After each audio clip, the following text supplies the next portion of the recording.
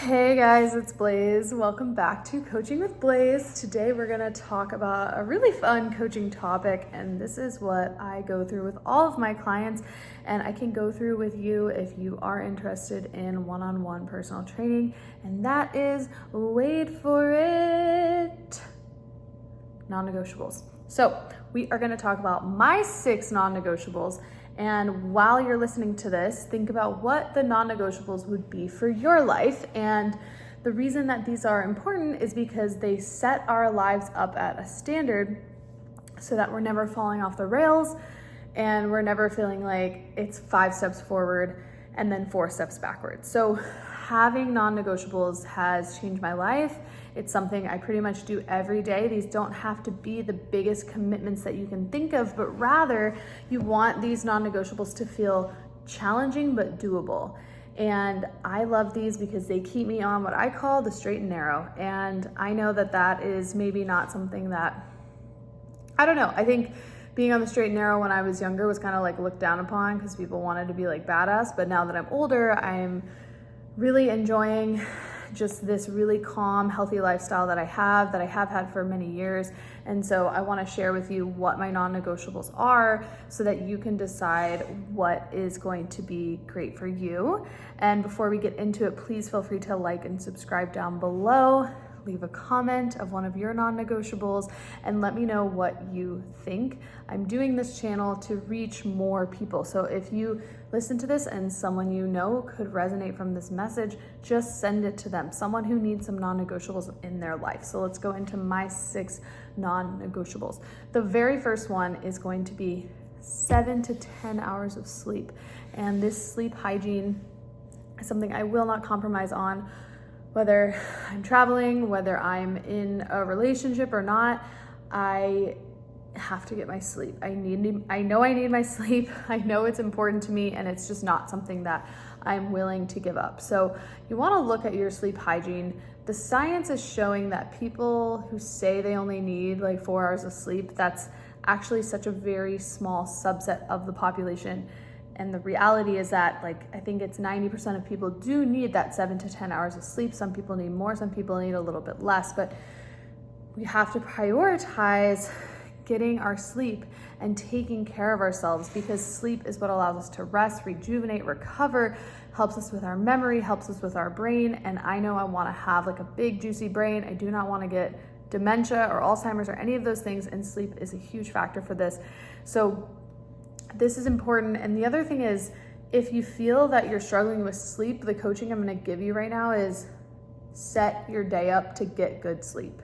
So I like to try to see the sun right when I wake up in the morning. I go for a walk. I like to go to bed with the sun. That's really important to me. I like to start winding down. In the summer, it's a a little bit later, like I'll wind down at like 9 and be sleeping by 9:30, 10, but in the winter I'll be winding down at like 7 and going to bed at 8:30. So build your day like that. If, for example, you're eating at 8 p.m., it's probably going to be pretty hard for you to be sleeping by 11 or even 10 because your body's still digesting. So I always like to eat an early dinner, or if I do eat later, I eat something very light, very protein focused. And this helps me to set my evening up for a really good night's sleep. The other thing we can all do better with is less blue light. And I think this is a hard one because we're constantly inundated with blue light all the time. But think about what you can do throughout the day to make sure you get your sleep. So find out what that magic number is for you. Some of my clients, that number is 7 hours. Some of them, it's 12 hours. Whatever works for you, get your sleep. Okay, so that's number 1. Let's go into number 2. This is probably the biggest one I've got. Work out every day. Just work out every day. It doesn't have to be the best workout. For example, this morning I was pretty tired, so I just went to a power yoga class. It was $20. Like, whatever, it's done. And now I actually feel more energized, and I probably will go lift weights actually after I film this video. But working out every day is like such an important part of life. It makes a huge difference in your mood. It makes a huge difference in your body. It makes a huge difference in your muscle mass.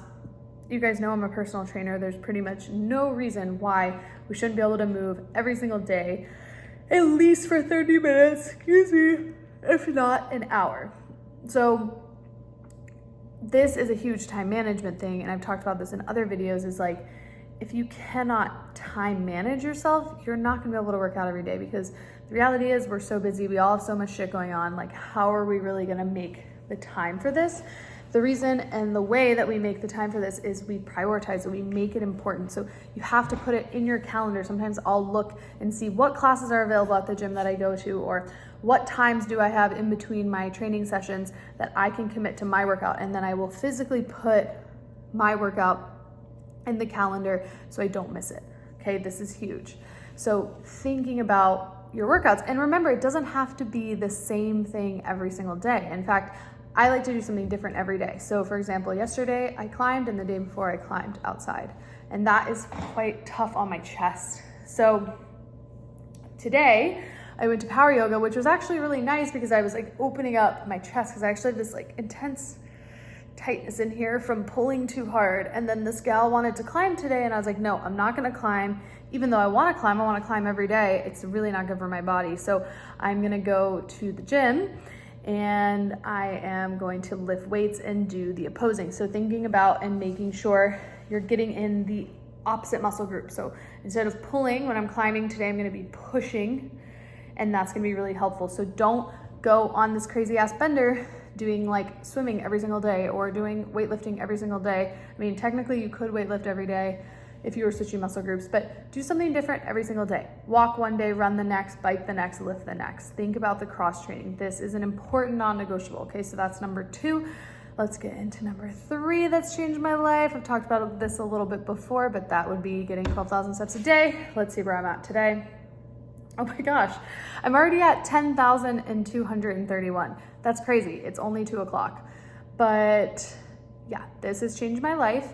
When I went on my fat loss journey, I would say started like really getting serious about steps in like January, February, and I realized that, man, I was not really getting that many steps. Yes, I was working out for an hour a day, but if I'm only working out for an hour a day and then I'm pretty much sedentary or not doing that much the rest of the day, it's gonna be really hard to push a result and to see a change because my caloric burn's not actually going up. So getting the 12,000 steps a day assumes and assures that I'm not just like sitting on my ass all day. I'm way more active than I used to be.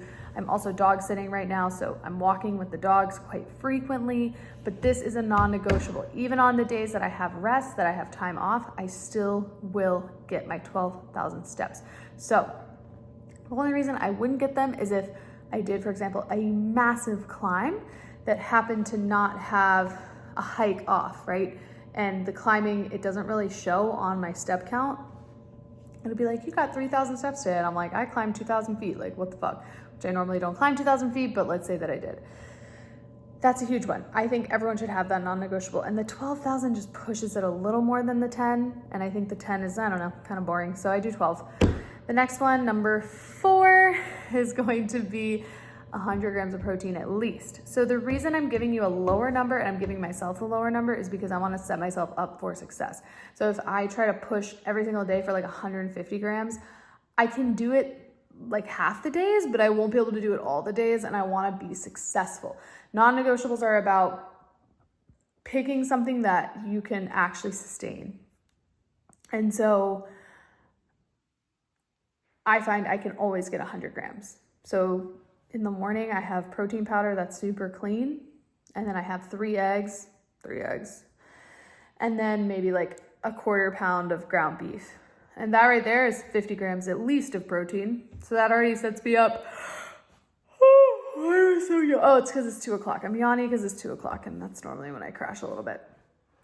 And then for lunch, I might have grilled chicken and a salad, or that sounds really boring and basic, honestly, but like grilled chicken with sweet potato. Dinner, I might have more beef. I just love beef right now.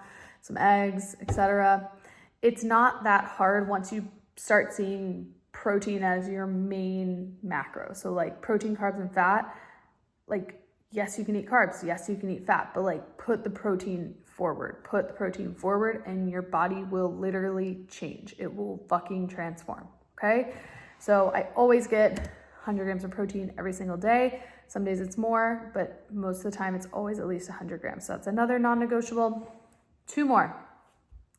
Number 5 is connecting with friends. So I like to talk about the importance of healthy relationships in my coaching practice and with my clients, because it adds to our well-being and our happiness. And when we feel isolated or we feel not supported, it can be really easy to go off the rails and start doing some fucked up shit, like eating like trash, binging, watching too much TV, isolating. And when we're connecting with people, we have a higher level of accountability, even if they're not our coach or our trainer, right? Like if I'm hanging out with my friends, it's going to be easier for me to make a healthy decision about my food because all my friends are relatively healthy. So connecting with friends, and the caveat to this one is like, make sure they are healthy people.